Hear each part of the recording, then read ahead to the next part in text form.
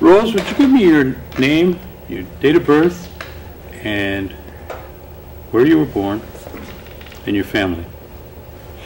My name is Rose Kerstetter. I was born at Oneida, Wisconsin. And my parents were John Peter Skenador, Lillian Archicate Skenador. And your brothers and sisters? There were 9 births in my family. The first was a stillborn, my mother said. And the next two were twins, Ludwina and Lucretia. And the next one was Leroy. And they died very young. But I had a sister, Phoebe Skenador Cass. She died in Neenah at the age of, I believe it was 20 or 21, something like that. And they had 2 children, Marie Cass Duell, and a baby, I believe his name was Leroy, who died very young. The next sister was Dorothy, just before me, and she died at 23. And then I had a brother, Floyd, who married Halima John, and he died at the age, I believe, of 44 in Milwaukee. And then just last fall, my last surviving sister, Cecilia May Adams, died at the age of 72 here.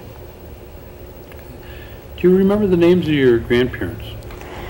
My grandparents on my father's side were Electa and Peter Skenador. And on my mother's side, I never knew my grandmother because she died when my mother was two, and she went to live with her grandmother, Melinda Archicate. Her father was Elijah Archicate, my mother's father. You said you were born in Oneida. I was born here in Oneida. Were you born at home? Yes. The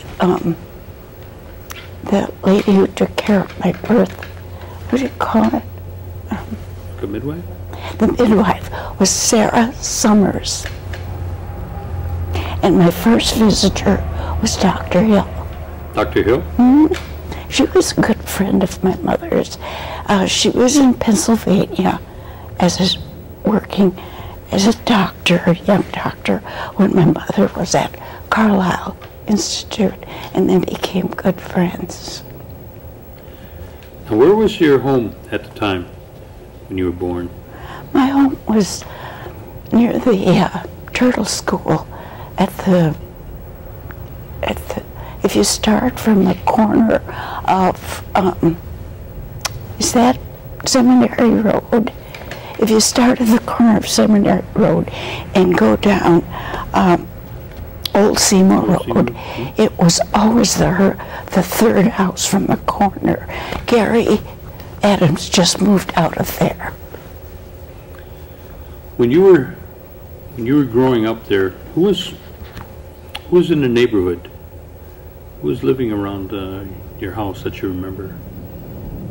Next door toward the corner was, I can't think of their names. I can't think of it. Tom Ellman, his wife, lived on the corner. And next door, I can't think of their names. An old couple. Eddie lived on the other side of us, Eddie Green.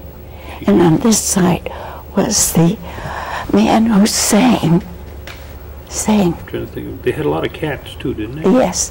Oh, his name was Eddie too. Eddie. Matoxin? That's the one. Okay. He sang with the singers, Oneida Singers. Okay. They had tons of cats. Now, they tell me that there used to be a store on that corner. Do you remember? I don't remember the store. It was before my time. And that's where your family's house was, right off on Old Seymour Road. They used to call it Tipperary Road too, didn't they? I don't remember that. Okay. All right. Where did, when you started school, where did you go to school? I finished the school here, 1 year here at St. Joseph's School, where we had moved from Menasha. And from there I went to Toma. From there I finished Flandreau Indian High School, and then I went on to study business subjects at Haskell Institute. And at the age of 60, I graduated from the Institute of American Indian Arts in Santa Fe. Now, when you were growing up, what did you have running water and electricity? We did not have electricity or running water. We had to get the water at the farmers at the neighboring farm. He was very nice about it. What about transportation? What kind of transportation did your family have? My father had Ford car. I don't know what year. Mm-hmm. But he had an automobile. Mm-hmm. What about his work? What type of work did he do? He worked in the paper mill in Menasha. And your mother? She never worked. She did housework? She did housework. Did your parents speak the Oneida language? Yes, they did. To each other. We listened, and they spoke it. And they would speak all day. But when I would say, stop, tell me what this word means or that word, they would tell me, but then they would speak English the rest of the day. That's the legacy from Colonel Pratt at Carlisle. Explain to me the legacy. He didn't want anybody to speak the language. And the children were punished. I still get mad when I think about it. They could not speak. In fact, my mother used to tell the story of a young Oneida girl who was caught speaking Oneida, and she was put in the dungeon. Carlisle is an old soldier's barracks, you know. And she was put down in the dungeon, and she stayed there so long that when she came out, she had to use crutches. What was your experience when you went to school? Did they treat you the same way? Oh no, it was a little different. It was rough getting food. Everybody would sit down when the bell would ring. Everybody would grab all the food, and I would go hungry. But that's the only bad thing I can remember. And which school was this at? Flandreau. At Flandreau? Yes. Of course, Haskell Institute was like a college. Like a college. What about your father? Did he go to boarding school also? He went to Carlisle. Learned the trade of carpentry. Okay. What, you said you went to St. Joseph. Did you go to a Catholic church then? Yes, my mother was, my father was born a Catholic, and so my mother sent me there to school. What What church did your mother belong to before she married? She will always belong to the Episcopal Church and always went there.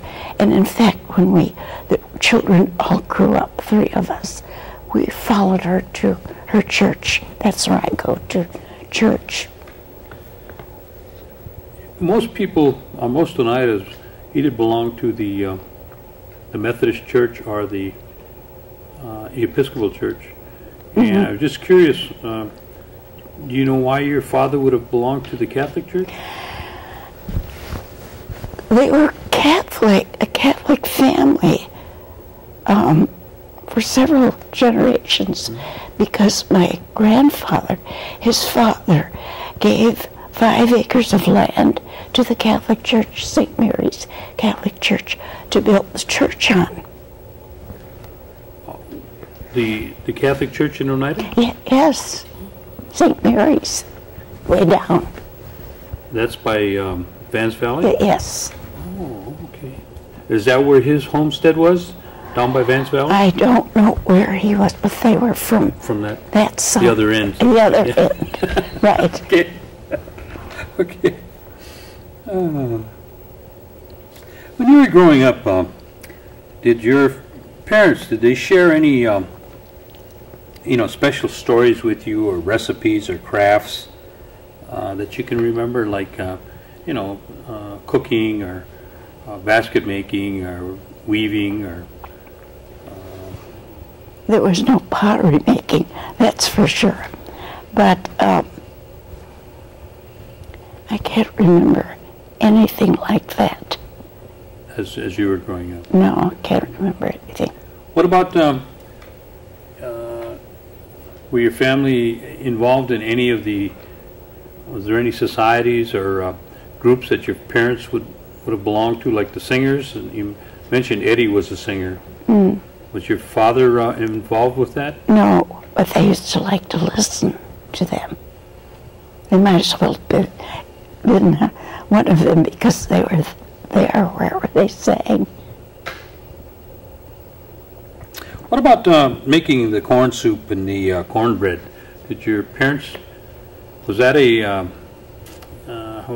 that kind of a regular thing, the corn soup, or was that kind of special? My parents did not make that, but my grandmother did. In fact, she had a mortar and pestle that she used, and one of my uncles would borrow that pestle at New Year's and come to our house and stamp on the porch real loud. And when we opened the door, he was happy to come in. And that was part of his New Year's thing, was to come and use that and pound on the door, on the porch real loud. That when they were hoyaning? When they were hoyaning, yes. Mm-hmm. Yes. Tell me, what do you remember what a Christmas was like at your home?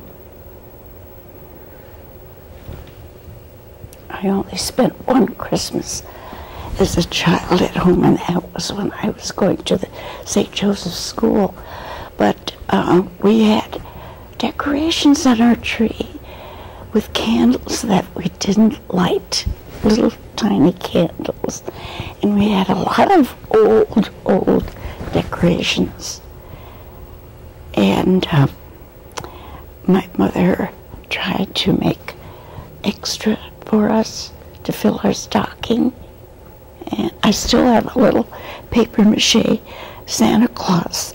Someone told me it was an antique, like me. It was about this high. Every year, there were 3 of them. Every year they were filled with apples and candy and nuts and one little present in the Santa Claus.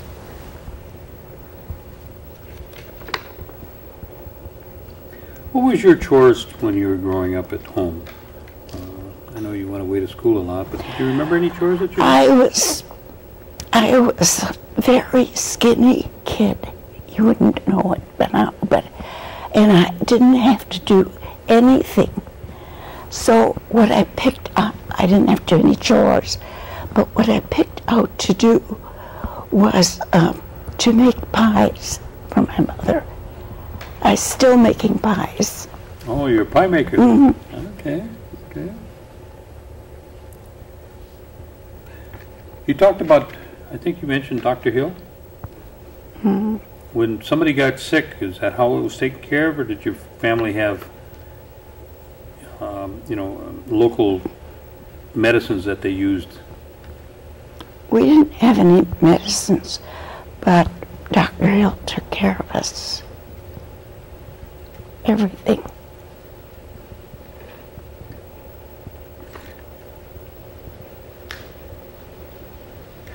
And I would imagine when you went any place, or went to school, you walked most of the time? Excuse me, we did. There was a lot of walking down those days. We're probably healthier. That's no question. Now tell me about, you went to Haskell. What was Haskell like in those days? In the 1930s, Haskell was, I only remember the part that where I went. I took the business course, and we lived in a dorm that had a house mother. It was just almost like a college, and the meals were very nice at the dining hall, and we had a lot of fun. We had a lot of fun, or many things for us to do. Was there a, what was the attendance in terms of the, the Indian people that went there? About how many would you guess? I would guess that there were under 1,000. And how many Oneidas would be in attendance? Oh, at the time I was going, there were probably 10, maybe 15. Now you say you took business courses when you were there. Then, once you finished Haskell, what did you do? I went to work for the civil service in North Dakota. I have to think of the name. Well, but in North Dakota. And I was a stenographer for many years. And from the Indian Service, I was transferred around. From Standing Rock, I went into the Women's Army Auxiliary Corps, which changed over to the Women's Army Corps later on. I was there about 3 years. Well, that's a long ago. I had I went to Camp Hood, Texas, and I became a secretary to the Adjutant General at Camp Hood, which was a tank destroyer unit. This was during the war years? During the war years, yes. Were you married then, or were you single? Single. All right, and then after the war, then what happened? After the war, I came back, and then I went into the service again, Indian service, and I must have been working for, I believe it was 3 years, and I got a call from Connecticut to come. It was a wealthy family there, to go and take care of their children, and they gave me, they would pay for my college if I wanted to go to college. And I went for a while, but I didn't really care for the circumstances. And I came back to Oneida, and it was at that time that I met my husband, Rose Kerstetter. And was he from Oneida? He was from Oneida, the son of Harvey and Stella Kerstetter, who ran the drugstore The drugstore in Oneida. in Oneida. That drugstore was quite some time ago. Do you remember anything about it?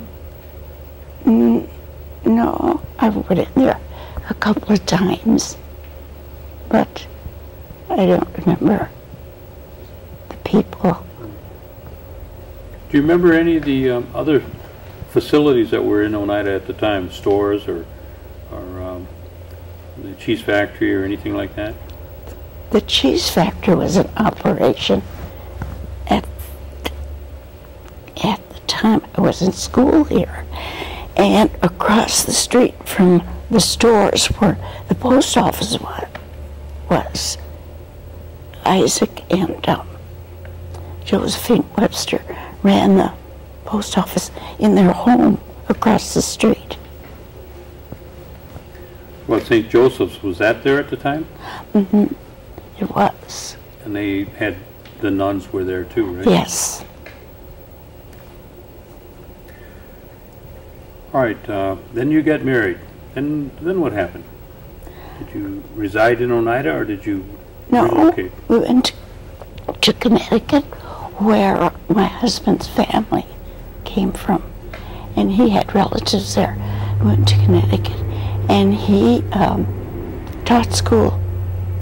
He was a teacher in high school, taught for, I believe it was 18 years, and he retired early, and we went to New Mexico from there. What did you do the 18 years that he was teaching? Me? I had to work. You worked on? Yes, I worked as a stenographer. Okay. And then you went to Mexico? New Mexico. I'm sorry. New Mexico. Okay. Yes. And we lived there for 18 years. Another 25 years. I also went to school at the Institute of American Indian Arts because I wanted to make pottery and I didn't know how. So I went to the school and asked them if I could come, and they said, well, of course you can come. You're not too young. So I went. And you were how old at that time? I finished in the 2-year course at 60. How long did you have the desire to work on pottery? I have always wanted to work on pottery. Every time I had clay in my hand, I would try to make pottery or something. Now, you spoke before about Iroquois pottery. What kind of research did you find? Was there a lot of pottery makers? Or?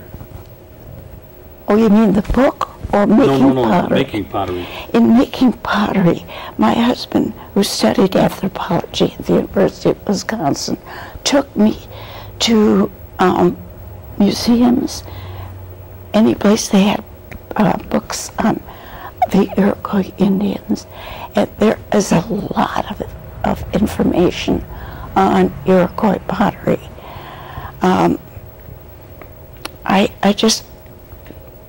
I don't own it, but I read a lot and just wanted to make pottery myself. So it wouldn't come out right. So I went to the school and they straightened me out a little. Now, you've been making pottery for a number of years now. Yes. And I understand that you're in the process of writing a book now. Yes. Tell me about that. I'm doing a survey on contemporary Iroquois potters, and there are about 24,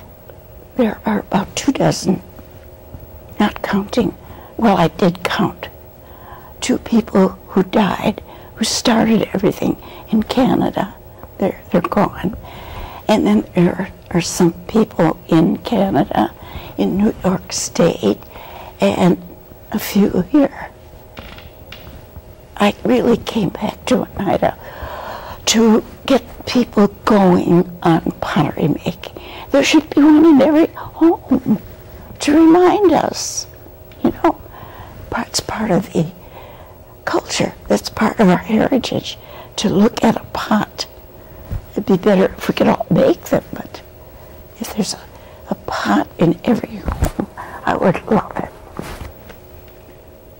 Now, you tell me a little bit more about your book. What do you intend to put your gathering, and then you're going to publish something?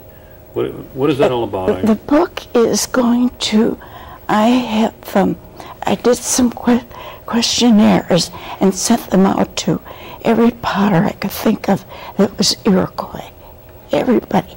And then they found a few, and I found a few others. So it's about 24 people. And what I had planned to do was to get enough slides to show the range of their work from when they started to today. But it's very hard to get the slides and even to get the questionnaire back from them. So I'm having a time, but I'll do it somehow. Now, is there anything that makes the Iroquois pottery distinctive from the other type of pottery? Oh, definitely. Of course, I make my pottery from stoneware, but the original pottery had a round body with a constricted neck, and the top collar was had 4 corners, and each tribe eventually made their own style of decorating the top, so that when you dig up an old pot, you can tell if it's which tribe it was. Where would I find the most collection of Oneida pottery besides yours?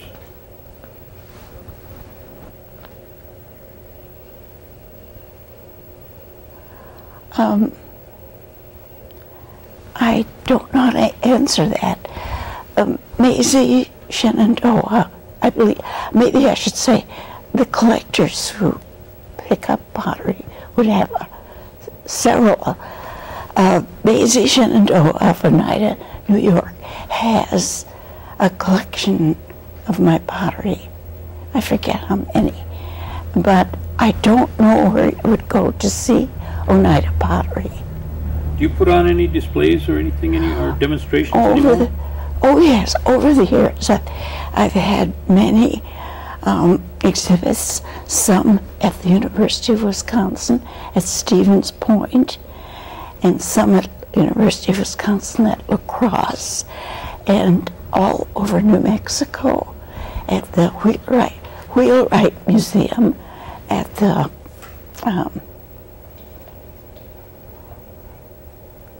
other museums down there. And I have done demonstrations across the country, ending up in Connecticut, and here. I've started here and had a couple here. I demonstrated at the history conference.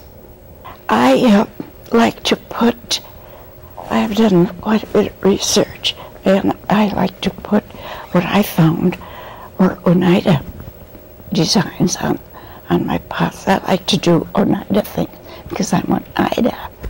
So, but I have put things on my contemporary pots that are strictly our things, our designs, our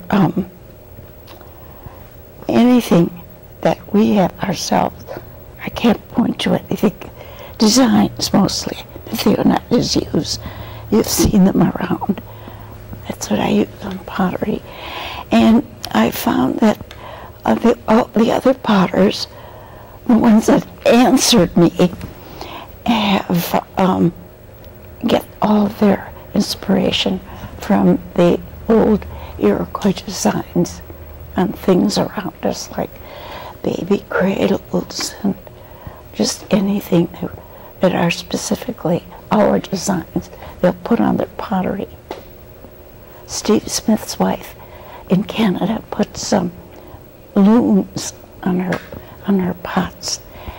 In fact, no, I didn't buy it. In fact, I have a picture of a loon pot of hers that went to Margaret Thatcher.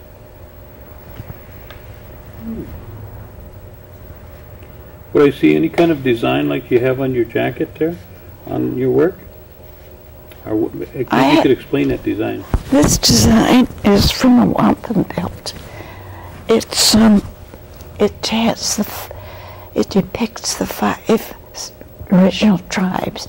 The middle one is the fire, which depicts Onondaga.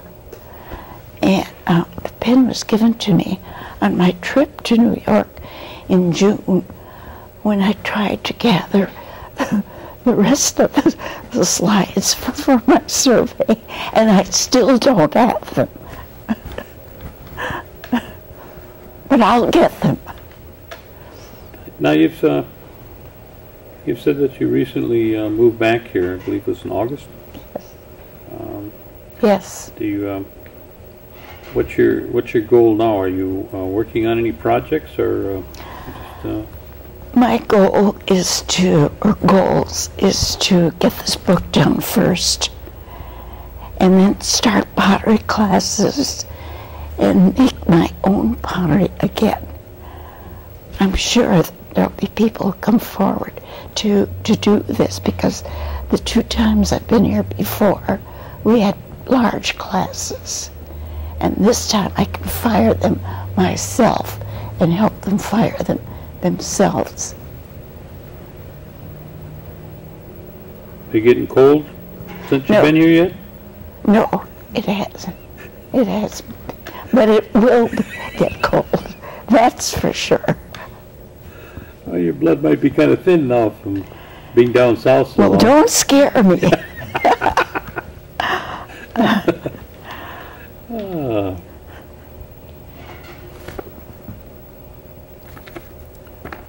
What else did I forget here now, you guys? Help me out.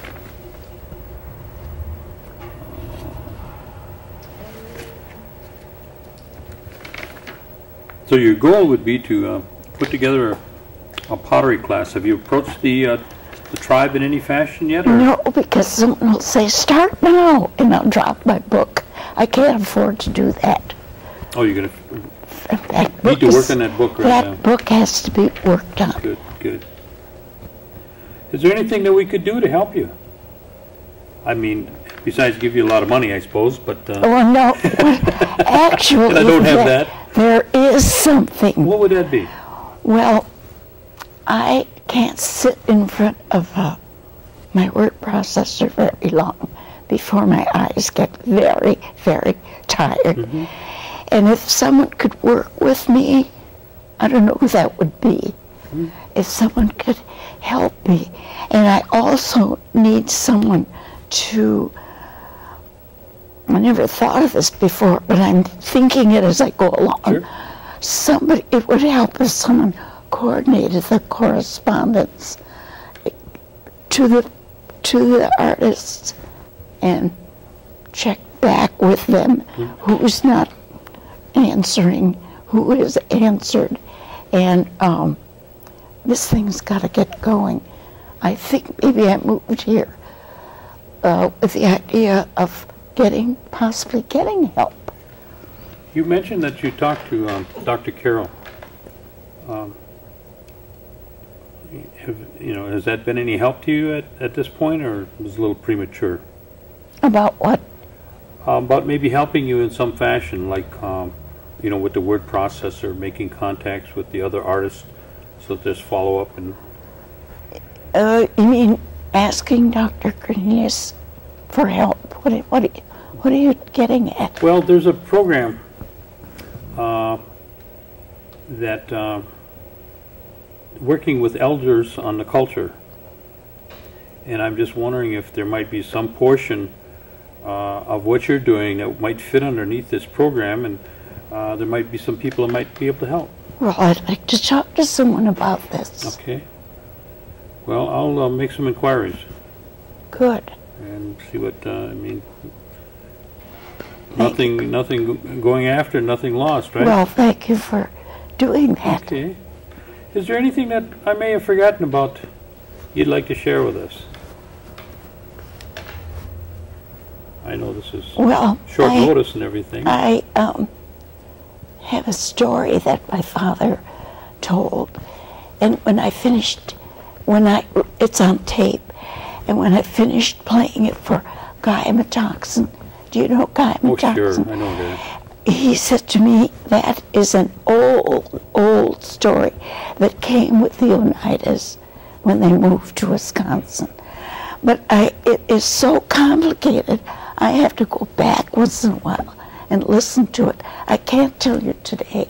Okay, just tell me what you remember about it today. I can. And then we'll go back and we'll get it from the tape, okay? It's a story about two brothers who, and one of them was rich, and he killed a pig and hung it on his porch. And he asked the other brother to come the next morning to help him clean that pig. So the next morning, the brother came and they cleaned the pig. This was all told in Oneida. He cleaned the pig, and then he went home, and the pig hung on the porch. The brother that went home called his friend and said, let's go get that pig. So they went, stole the pig, and started to walk off with it. This story is about them walking, and the owner comes behind them and stops in a field, and they come and they stop, and silently one of them hands the pig to him, and they go on. They thought he handed it to one of the stealers, and it's a long story. I'm making it short. Mm-hmm. Then they go on. He went on to the tavern, as he called it, and put it on the porch. And the two men came along. One got up in a high tree, and one hid. And when the man came out to get his pig, the owner was up in the high tree. Excuse me. The owner was up there of the pig. When the men came out, they took the pig, and they started to take the pig, but all of a sudden they heard a loud voice that said, don't you know that it's sin to steal? They did it in this commandment, thou shalt not steal. And the man on the ground looked up at the tree, and he said to his friend, that must be God talking to us. And they took off down the road as fast as they could go. So the man got down from the tree, took his pig, and went home. That's the story, but it's better when I go back and review it. That's kind of like that story about the butternuts. Yep. There's a story almost along those same lines. Is about that butternuts. right? Mm-hmm. Mm-hmm. And it's about the devil and God. But I got to get somebody to tell it. Uh-huh. Well, this has been fun. Very much fun. I can't remember, Gordy, did we ask her what she would say to the young people when she had them together? If she what? If she could talk to the young people, what she would say? Oh, yeah.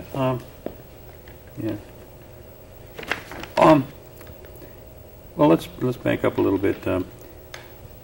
You talked about some of the work going to Mrs. Thatcher. Is there any other things that something remarkable like that, or somebody that you may have run into and that you want to just kind of, it just jumps out on you? I can think of something. I am very proud of the fact that I have a pot in the New York State Museum. They purchased a pot from me. And I am very proud of the fact that the Oneida Nation Museum purchased another pot from me. Can't think of anything else at the moment. All right, you've been to many different places, and you've seen many different things. What kind of advice do you give to our young people that are coming behind you? If you had the audience out there, what kind of advice would you give them? Gosh, that's hard. But the first thing I can think of is to study and get everything out of school that you could get, because you're going to need it.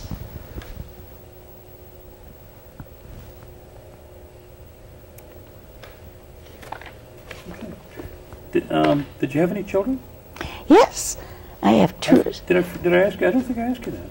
No, No, tell me. I have two sons and a daughter from, let's see, 48 down to 34. At 44, I shouldn't record this. At 44 years of age, I had a little girl, Dorothy. There's nothing wrong with that. No, but I shouldn't. Why did I say that? Well, probably because you were having fun. She's a family genealogist. Oh, is she? Mm-hmm. Oh, has she done quite a bit of work? She's done a lot of work. Yes, and I have to get her in touch with Todd Larkin. You should get her in touch with me, too. You too. Well, I know Todd. Oh, do you? We're going to be working with Todd at the History Conference, which I want you to come, which we've got a brochure here I'm going to give to you. Wonderful. Do you have any of your pottery that you could put a display on? I have a few pieces. Would you like to? When is your conference? I mean, I've got two nice things in New York, and they haven't sent them back. They were supposed to send them in July. Should have been here by now. October 18th and 19th. In the next couple of weeks, about 3 weeks from now, 4 weeks from now. I didn't bring any pottery with me. If I can get someone to mail my things. Okay. But you got an invitation to our history conference, whether you got a display or not, okay? Oh, thank you very much. All right.